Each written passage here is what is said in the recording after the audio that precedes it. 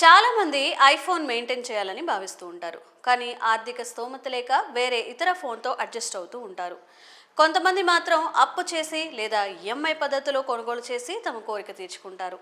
ఆ మధ్య ఓ కన్నతల్లి తన కొడుకును ఐఫోన్ కొనివ్వడానికి బంగారాన్ని తాకట్టు పెట్టిన వార్త తెగ వైరల్ అయిపోయింది.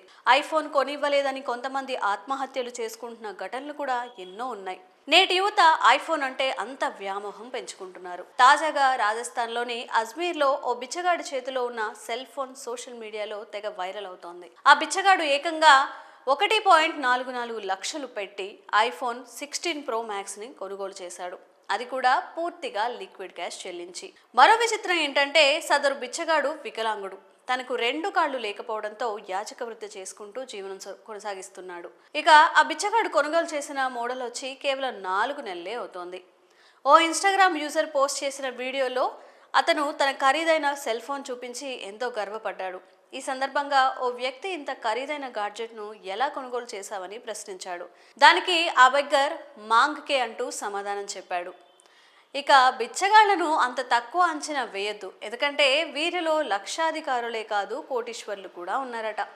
ముంబైకి చెందిన బిచ్చగాడు భరత్ జైన్ ప్రపంచంలోనే అత్యంత సంపన్నుడైన వాడిగా గుర్తించారు. అతని ఆస్తి విలువ అక్షరాల 7.5 కోట్లు అని తెలిసింది. ముంబైలో ఇతనికి 1.5 కోట్ల విలువైన డబుల్ బెడ్రూమ్ ఫ్లాట్ ఉంది. పూణేలో నెలకు 30,000 అద్దె వచ్చే దుకాణాలు కూడా ఉన్నాయి. ఇలా ఇంత పెద్ద ఆస్తులున్నతడు రోజు అడుక్కునే జీవనం కొనసాగిస్తున్నాడు. ఇతని రోజువారీ సంపాదన 2,000 నుంచి 2,500 వరకు ఉంటుంది. మరి ఈ విషయంపై మీ అభిప్రాయాన్ని కామెంట్స్ రూపంలో తెలియజేయండి.